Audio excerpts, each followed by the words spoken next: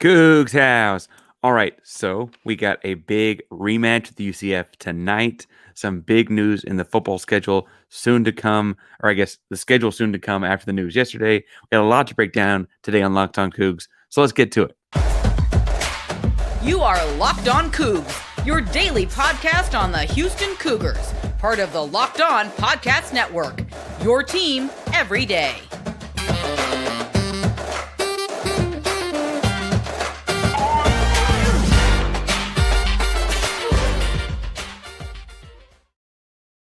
Welcome to Locked On Cougs, the daily podcast about your Houston Cougars. I'm your host, Houston-born teacher and coach Parker Ainsworth, here to bring down all things Cougs.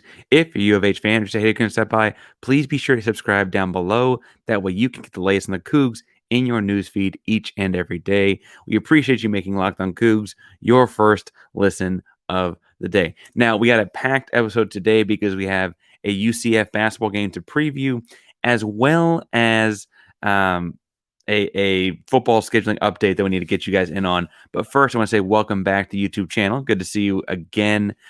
If you get to the episode and you don't have anything to comment on basketball or football, tell us if you like your pancakes or waffles a little crispy or absolutely drenched in syrup. All right, the first segment is going to be kind of look back at how that UCF basketball game went back on New Year's Eve, because we all know that like New Year's Eve can be kind of the time that you forget about things. Obviously, there is a full game recap further back in the catalog. We're going to go back and check out the full 30 minutes on it. But we're going to spend a brief amount of time looking back at what trends happened in that game. Second segment is going to look at kind of what could be different in this upcoming game tonight. Some big changes for UCF to be aware of. And also kind of like what has Houston changed and gotten better at as well is something that we got to dive into. Third segment, like I said earlier, is going to be that look at the new update to the football schedule. We don't quite have a full schedule for 2023 yet, but some big news coming down the road. All right, so if we're going to jump into the first segment is going to look at the last game between these two teams, the UCF Knights and the Houston Cougars. And I have to say that it was the Tramon Mark show early and the Javier Francis show late. And that is, I think, kind of a shocker when you think about like how games have gone since then, right? Frankly, Javier Francis has certainly been a lot of things, but not been a closer. Not to say he's been bad. He's actually been very good for a young sophomore. But it is the kind of game where he made some big impact plays on offense and defense down the stretch. Tramon Mark got the game started early, made the first basket of the game, made a 2 and then made a 3 a couple possessions later. He really got it rolling early. His aggression, right? If you remember, there was kind of an incident with him in the bench, it looked like early on, and that kind of spurred a like very, very like quick Tramon Mark run in the first half. He finished with 19 points, a game leading 19 points on just 9 field goal attempts, right? Now, he did get to the free throw line a handful of times because that aggression got him to the foul line and attacking the rim and those kinds of things. But it was it was like probably his best offensive game of the season. And frankly, when UCF comes in, they have so much focus, it looked like to me defensively, on Sasser, on Shead, on Jamal Roberts, that they just didn't really have anybody marked up on Tramon Mark's. No pun intended there. But that'd be where I think that happens, is if they can get Tramon Mark going early again and kind of make UCF adjust their coverage, that'd be something worth keeping an eye on. In this game, if you remember back, it was not Jarace's best game. He played just 18 minutes. He kind of got lost a little bit on defense. And yes, as he's been known to do, he fouled a couple of jump shooters. And after the second one, Coach Kelvin Sampson said sit the freshman to teach him a lesson. Now, Walker has been excellent defensively as of late. Even in that Temple game, I thought he looked really good on the defensive side of the ball for sure. I wish I'd seen more aggressive at him on offense. But I think he's kind of going to be out of that funk. And so I think that it'll be interesting to see him potentially play his way back into a bigger role in this game. In the first matchup, he played just 18 minutes, had just 2 points, 3 fouls, and 3 rebounds, a block and an assist. Not the biggest game from him on either end.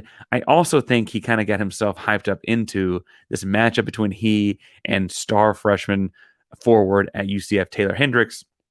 Taylor Hendricks is also looking to be a first-round potential lottery pick kind of guy. Very similar, like skill set to Walker, doesn't quite have the brute strength of Walker, but does have a little bit more like length. And so I think that, the stretch forward is a big thing in the NBA these days. And so understandably, 19-year-old Jarace saw that as a challenge and tried to step up to the challenge. I might have gotten a little bit over his skis on that one, as opposed to playing into the team game. And we know Kelvin Sampson, he's not going to let guys figure it out like that. He's going to figure it out from sitting next to him. The big thing that prompted that was not just Jarace needed to come sit down after a couple of fouls, but when Xavier Francis went in, Houston was able to move Juwan Roberts to the 4. Roberts covered Hendricks fine, and Francis was an impact player on both sides of basketball. In Francis's 19 minutes, he had 9 points, 7 rebounds, an assist, 2 steals, and a block. He did have 4 personal fouls, and that's probably being a little bit too over-aggressive in 19 minutes. But I will say his over-aggressiveness deterred a lot at the rim. He only got credited with 1 block, but I have to say that in watching clips of this back and looking through my own notes from the game itself, it was definitely the kind of game where he is deterring or altering shots to the rim, even if he doesn't get a hand on it necessarily. Reggie Chaney, also, it's worth pointing out, in that game had a tight back. That was one of those games in kind of that stretch where he wasn't quite 100%, so we only saw 9 minutes out of him, so we don't actually know what kind of impact he could have in the second game. The story for UCF in this game was Darius Johnson, their point guard, had 17 points, and he was a big guy that attacked Houston off the bounce. It wasn't a catch and shoot. When you see guards get 17, there's kind of 2 ways to do it, right? He won a catch and shoot kind of 17 points. It was an aggressive attacking 17 points, which kind of think took Houston back a little bit. They aren't used to guys like Sasser and Shead being able to dribble a whole lot. Hendricks was fluid. He was fine. He had 14 points. He had moments where it's like, oh, God, this guy's a top 10 pick. And he had moments like, oh, he's a freshman, right? Back and forth. I think he has come on a lot more as of late. But in the first game, Houston, especially with Juwan Roberts on, was kind of able to contain a lot of the things that he does. Very, very little bench impact in the first matchup for UCF. Houston didn't play outside of Francis a whole lot of their bench either. Just Emmanuel Sharp come off the bench for the guard spots for 18 total minutes. He missed 2 shots. He missed 2 shots. One was a 3, right? But UCF had guys come in. 4 different guys played a combined total of, I'm not great at math, it looks like 19 minutes to me, right? Not a whole lot of bench guys for them, and only 4 points off the bench for them. And, it was a starters versus starters, with the exception of Xavier Francis, kind of game by and large. We'll get to why that's important in the second segment. But as far as the game flow went, Houston was up 8 at the half. The lead got cut to 1 in the first 2 minutes of the second half. Some halftime adjustments the UCF went to kind of took advantage of Jarace a little bit, and lead got cut real short, real fast. UCF actually takes the lead about a minute later, and the game went back and forth. UCF had the lead as late as the 7.5 minute mark, and then Houston kind of took over from there. Houston made some 2 threes, couple layups or dunks, and then down the stretch, and this is important in remembering the Temple game, Houston went 11 of 14 from the free throw line in the final 5 minutes to kind of seal the deal there. It was a 6-point win, so 11 of 14 from the free throw line in the last 5 minutes is really, really important, because we just saw against Temple, that's unfortunately not Temple is also not the norm as far as Houston shooting from the free throw is 12 of 22, right?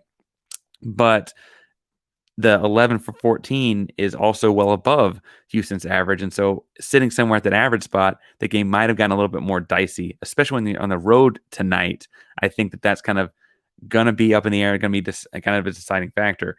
We're going to get into a lot more of the deciding factors and things that could be different in tonight's game. But first, we got to talk a little bit about our newest buddies over at FanDuel. Now, FanDuel is a new partner with the Locked On Podcast Network. We're excited to tell you about our newest sports betting partner. They're one of the FanDuel. If you're new to FanDuel, that's even better. They have so many great features to make betting on sports so much fun and easy. New customers, you can join in today. Get started with $150 in free bets guaranteed when you place your first $5 bet at FanDuel. Just sign up at FanDuel.com/locked-on. That's FanDuel.com/locked-on. FanDuel has all of your favorite bets, from money line to point spreads, player props, etc. You can even combine your bets for a chance at a bigger payout with a same game parlay. Now, this is the spot where they want me to talk to you about NFL playoff betting, and we'll get into that later this week, just as a side. But I have to tell you, if I'm looking at the Cincinnati-Houston game, which is also on FanDuel, They got Houston favored by 10.5 points on the road, and the over-under set at 127, or 127.5. Now, I'm thinking this game is flirting with 127.5. That's a really difficult line for me. I'm going to hedge over because I see offense, but I could see how you go over or under that line. It's a really well-placed line. I like Houston a lot. I think Houston does win the game. 10.5 points feels like a lot. We saw Houston play very poorly offensively on Sunday. This game was just a 6-point game the last time they played.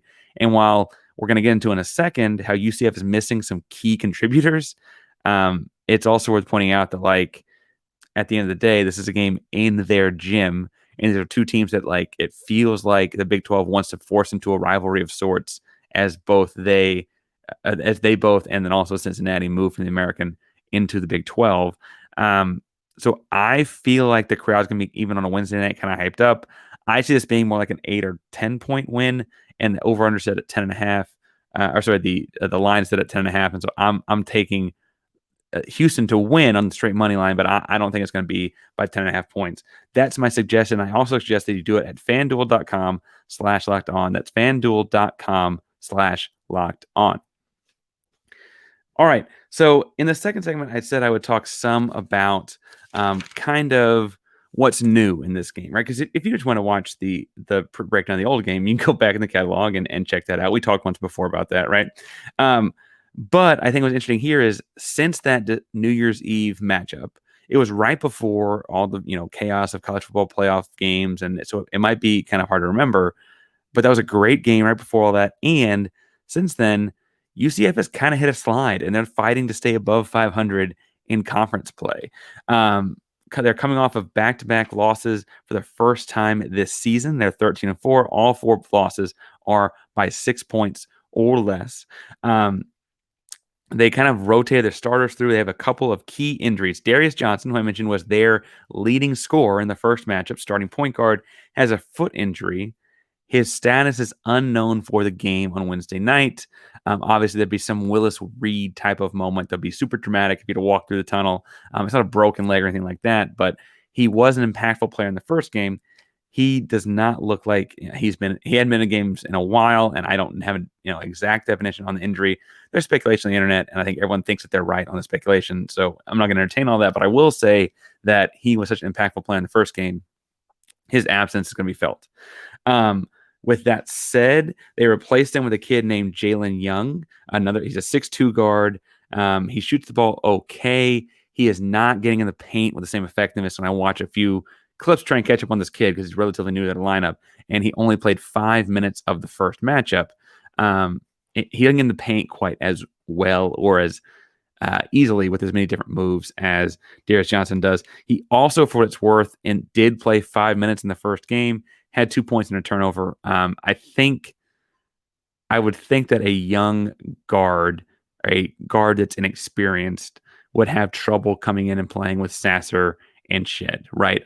That's obviously Houston's strength, and I think that the defensive pressure of Sasser and Shead. Whoa, y'all hear that?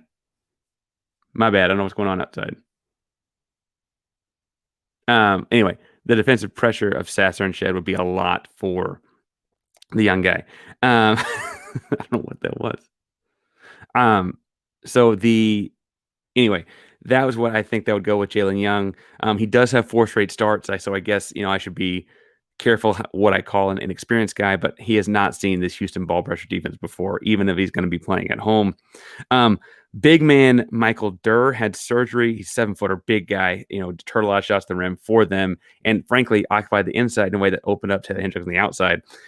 He had surgery on his left hand. He is right-handed, so surgery on the left hand is obviously interesting to look at for a big fella because they're not going to handle the ball a lot, and if he can get to his right hand on shots, he should probably actually be able to come back this season, even though he had surgery. That said, it was just, I think it looks like it was in the last 10 days. And if I'm reading this right, it looks like it was in the last 10 days. And I have to say that I feel like I don't think he's going to play. It's a return unknown, right? The guy they replaced him with is Lahat Thioun. I'm probably not saying that correctly because he hasn't played a whole lot of minutes. He got just 3 minutes in the first matchup. Did not record anything besides 2 personal fouls in said matchup. He is a big guy. He's an aggressive guy. And in his games as a starter, he's played, in the 20 to 22 minute range. I guess he just played 6 minutes. But he get, only in that big window of time, he's only getting a couple rebounds, right? I think the truth is that UCF has realized that without Michael Durr, they're probably better off playing Taylor Hendricks as a small ball 5, and that's going to be kind of more the MO, it looks like, of that offense. That said, what that means is that UCF has also put in another guard in the lineup. They've rotated between Tyen Freeman, who's a 6'5", scorer. He had 1 start under his belt thus far. He had 22 points in that start against Tulane. And they also have put in Brandon Suggs, another 6'5" guy who has scored anywhere between 5 and 15 points. Now, excuse me, I'm sorry, I keep catching my breath here, but Tyen Freeman is not quite the 3-point shooter. He's not getting all the 3-point shots off. He's more of an attacking, aggressive kind of guy. Brandon Suggs is getting a few more shots off, so he's shooting like 50% in the last few games.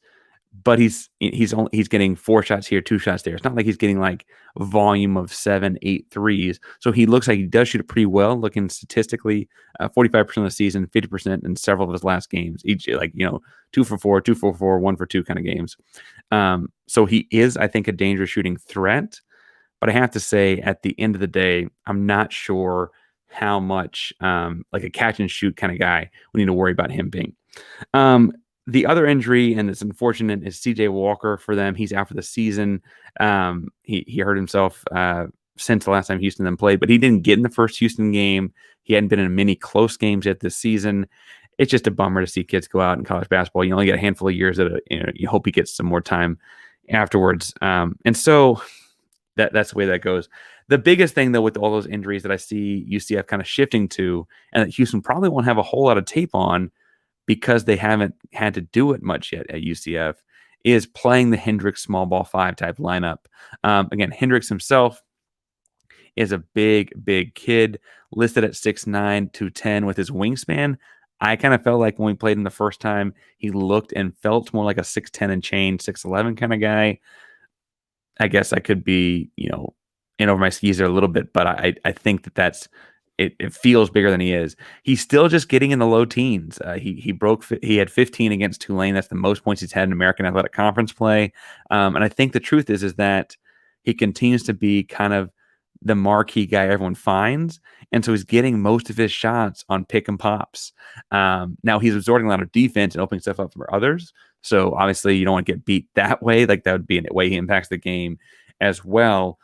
But in the the SMU game, he had 13 points, but he went 4 or 5 from 3. Right, he at 6'9" and change, and again a long 6'9" at that. That's wildly impressive and going to be very, very difficult for Houston to stop. But it's also he hit 4 shots, right? If Houston can limit his production to under 15 and make one of these backups without a whole lot of experience trying to beat them one-on-one off the dribble against the kind of defenders that they got in the backcourt, Houston might be okay, right? Houston might be okay. That 10.5 point thing from FanDuel may make a little more sense. Houston, on the other hand, and looking at things that got to do better, this is not a team. It doesn't look like it's a team, I should say, that they're going to be able to isolate and get off the balance like they were trying to do against Temple. And frankly, I told you guys on Monday, and I've said it on other things since, I don't know what made Houston go to so much isolation ball against Temple. It was really, really ugly to watch. But I do know that it didn't work. They got good shots out of it. And when they're hitting those shots, like they did a little bit early in the first half, or like they did against bad teams like Tulsa. Can I make fun of Tulsa? Yeah, okay. Like they did against Tulsa or whatever, right? At the end of the day, it's not good offense. It's not good process. And if you're not making your shot, it looks really bad. And they could very well come out and shoot the lights off in UCF and come home with a big, big victory and get ready for Cincinnati on Saturday. They also could do the exact same thing on offense, have a bad shooting night, and let Taylor Hendricks have his shining moment kind of thing, right? And I'm not saying that I want that to happen, but I am fearful of it after what happened on Sunday.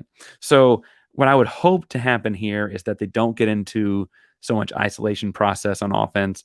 Obviously, if you get a hot hand like Tramon Mark in the first matchup, then you kind of should, feed it and let it ride for a little bit.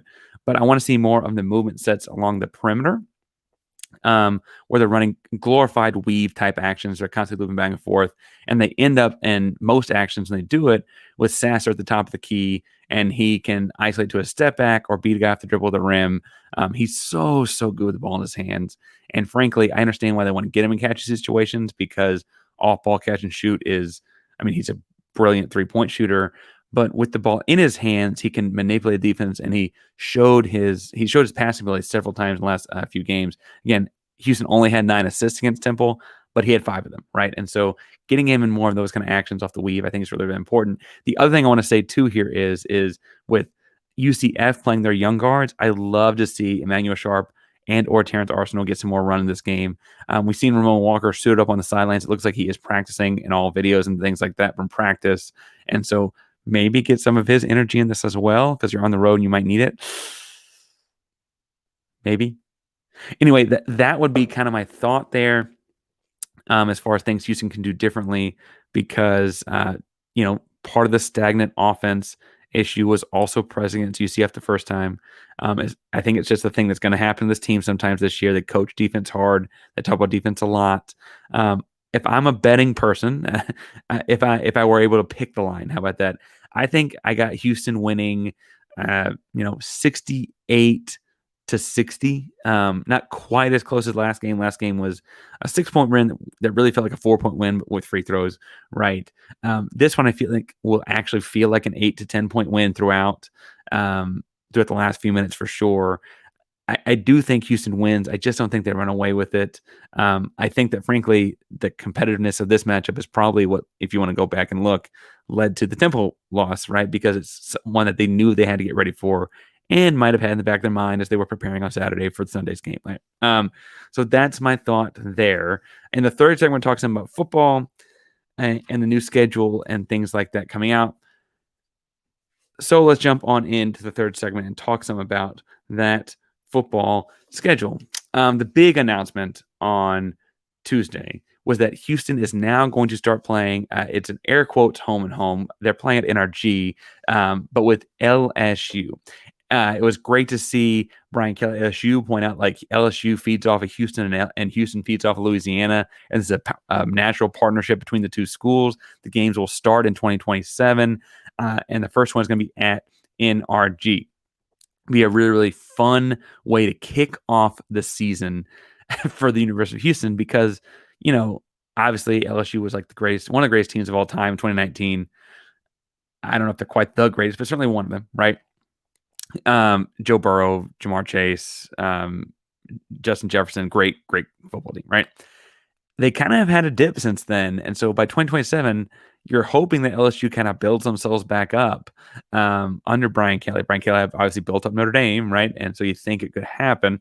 And I wonder if the interesting thing there will be is, like, 2027 is close enough that, like, Houston can, like, feel it.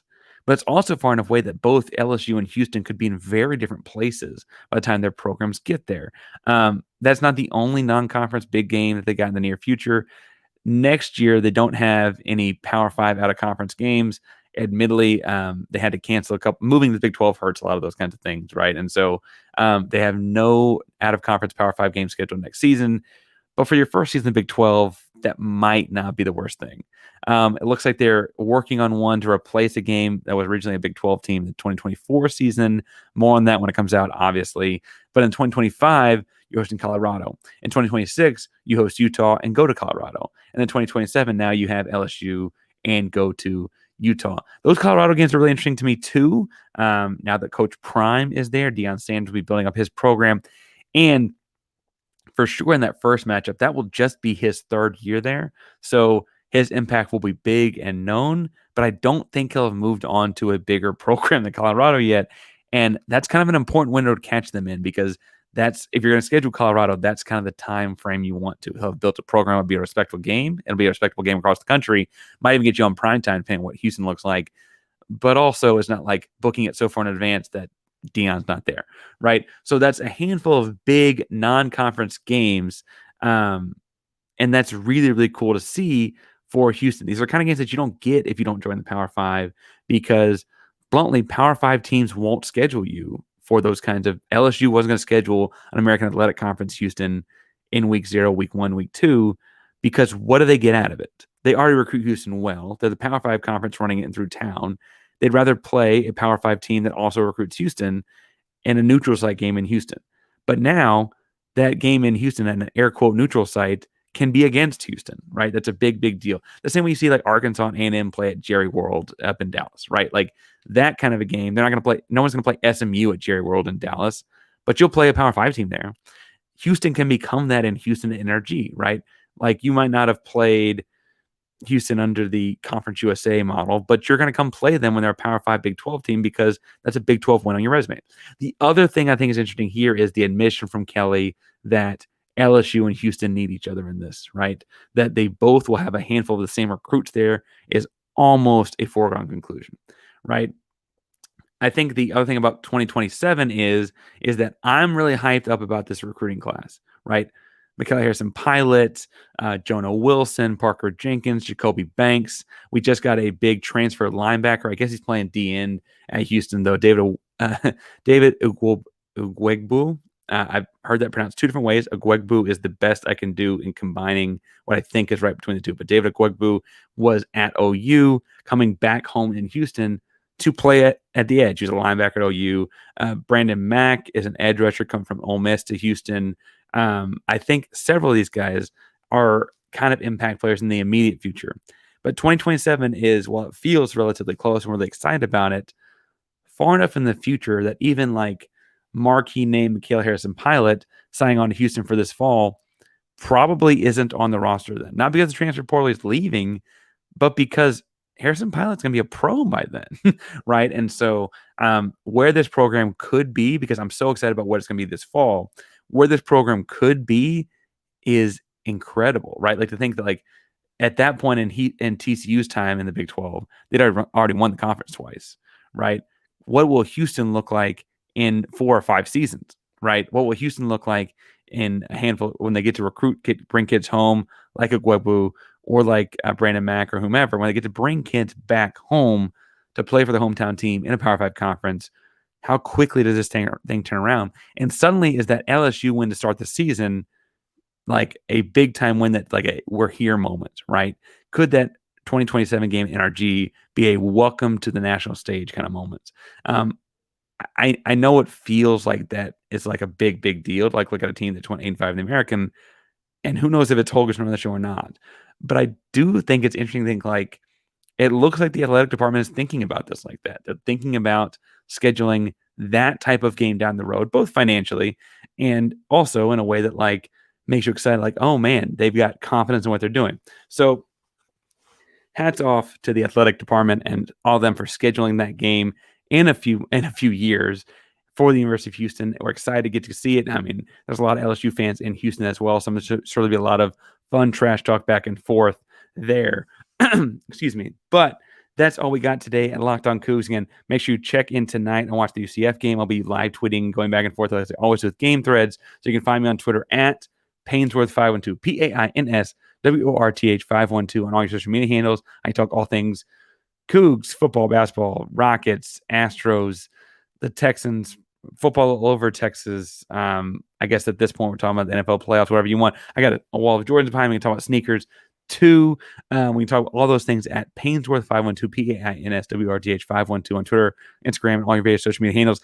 Thank you so much for making us your first listen today. If you're looking for a second listen, I'm going to recommend the Coug-friendly college basketball podcast, Locked On College Basketball. It's Locked On's national college basketball podcast each and every day from Andy Patton and Isaac Shead.